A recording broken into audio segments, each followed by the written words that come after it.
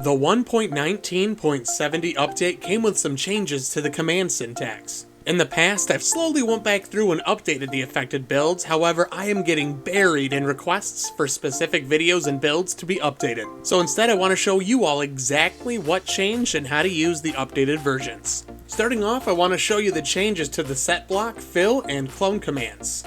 In these commands, we're no longer going to use data values to change block states.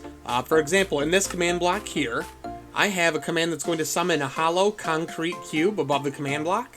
You'll see that changing the color of the cube is as simple as placing color and then the desired color inside of a bracket, rather than trying to figure out what the actual number is that represents that color for that block. Then afterwards, I can put hollow or replace or whatever I want. So if I run this, I'll summon a giant red cube, and as you can see, it is hollow. Now the same thing goes for the setblock and clone commands. Let me change this over to a clone command real quick. Alright, so I've changed this over to a clone command. You'll see I'm doing /clone, and then I have the same coordinates that I had for summoning in the red cube, but I'm going to move it, tilde, 10, tilde, it's 10 blocks up in the air. I'm filtering it, and I am moving it, so it should get rid of the red blocks here and make them appear above. But I'm only moving the red concrete blocks. It shouldn't move anything else.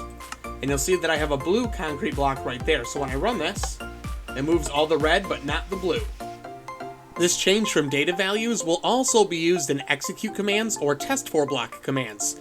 Instead of using a data value, you can specify the block state just like I showed you with these commands. Now I want us to look at the summon command.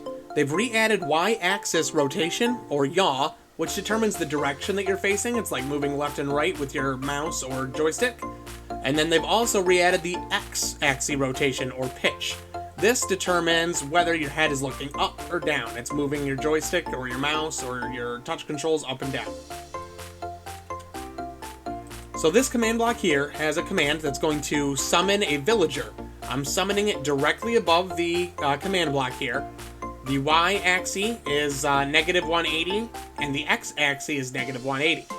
Now for the y-axis, I could change this to +180, and either way it's going to both face the same direction, which is north. 0 faces south, so 180 in one direction still puts you facing the opposite direction, and then 180 in the other way is the same.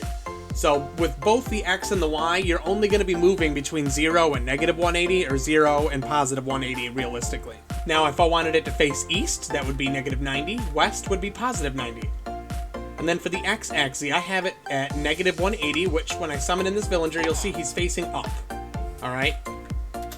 If I were to change that to +180, he would come in facing directly down.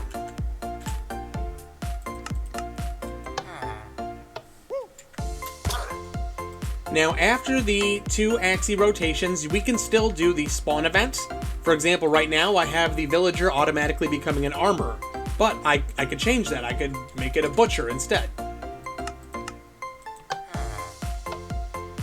Now, in a lot of my videos, I like to use summon commands to bring in TNT minecarts that are set to automatically explode.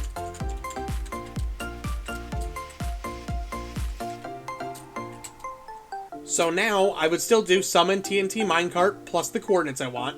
And if I don't want to change anything, I could just put 0, 0, and then go straight to the Minecraft on Instant Prime.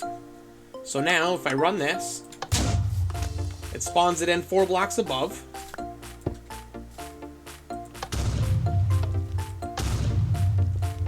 You probably know that if you ever have any command block issues, I have a Discord where you can go to get more hands-on help. What you didn't know, though, was that I have a second channel that was just started where I'm sharing my Minecraft roleplay adventures. If you're interested in crazy stories with Browncoat, check it out.